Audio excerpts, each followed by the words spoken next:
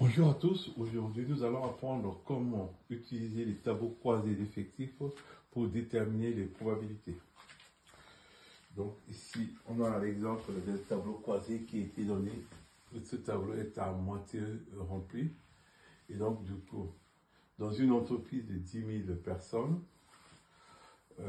450 salariés ne sont pas vaccinés contre la grippe, 8% des salariés n'ont pas eu la grippe. 8 786 salariés vaccinés ont eu la grippe et certains salariés non vaccinés n'ont pas eu la grippe.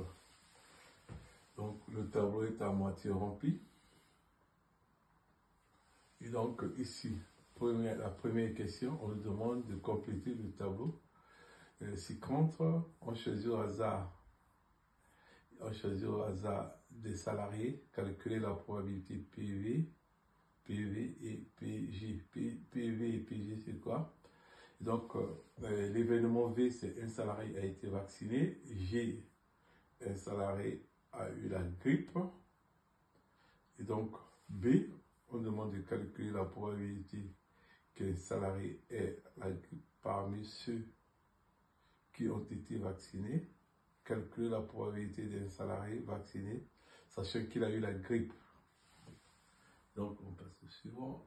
Ici, question 3, on demande de dénoncer l'événement V inter G.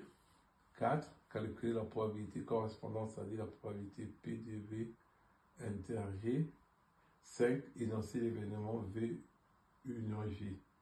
Et enfin 6, calculer la probabilité correspondante P de V union G. On choisit au hasard. Donc maintenant, pour compléter ce tableau, déjà il faut bien lire le texte. Le texte est dans une entreprise et donc du coup, en lisant le texte, je peux compléter le tableau. Déjà, on peut compléter la dernière ligne. Déjà, la dernière ligne, c'est il y a une case qui manque, donc du coup, sachant que la totale d'une ligne ou bien d'une colonne, c'est toujours quand on fait la somme, c'est égal à la totale. Donc pour avoir l'élément manquant, il suffit de faire la soustraction. Donc je prends 10 000 moins 4 500. Donc je trouve l'autre. Donc on complète le tableau. Voilà comment nous allons procéder. Je prends 10 000, je soustrais avec 450, je trouve 9 550. Et par contre, dans le texte, ils ont dit que 8 786 salariés vaccinés ont eu la grippe. Donc, ce sont les vaccinés et ont eu la grippe. Donc, je mets dans la case. Ça me permet de compléter la première ligne. J'ai 9 550 que j'avais déjà trouvé. Et dans le texte, je vais poser la valeur de salariés vaccinés et qui ont eu la grippe. Donc, je les place dans la case. Une fois placé dans la case, ça me permet de trouver les salariés vaccinés n'ayant pas eu la grippe. Donc, et après, maintenant, ça devient facile, je peux compléter. Je complète la troisième colonne, ici. Et enfin, je peux déterminer les salariés ayant eu la grippe et c'était les salariés non vaccinés et ayant eu la grippe. 414 et après je fais le total, j'ai 9200. Et donc, pour calculer ici la probabilité, donc ça c'est la première question, compléter, calculer la probabilité de PV, donc les salariés vaccinés, sur PG, donc ici, PV, c'est égal à 9200 divisé par 10 000. PG est égal à 9 550. Non, vaccinant, pardon. Par contre, V, c'est 9 550 divisé par 10 000. Et P de G, c'est 9 200 divisé par 10 000.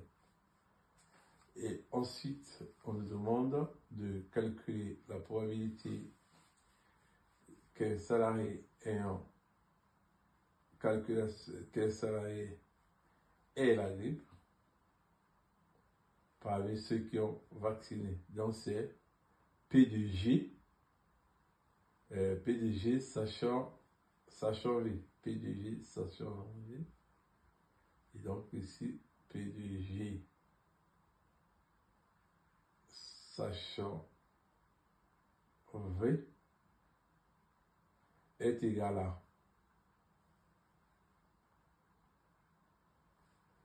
à 8786 divisé par 9550. Donc c'est la probabilité de G sachant V. Question 6. Calculer la probabilité qu'un salarié vacciné. Donc c'est P de V sachant G. Donc ici c'est égal à 8786 divisé par 9200. Et on continue. On nous demande, petit 3, énoncer l'événement V inter G.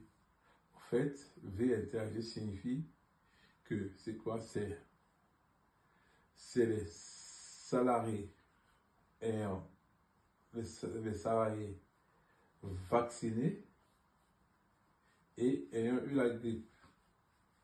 Et donc pour calculer la probabilité de P inter G, c'est facile, c'est 8786 divisé par 10 000.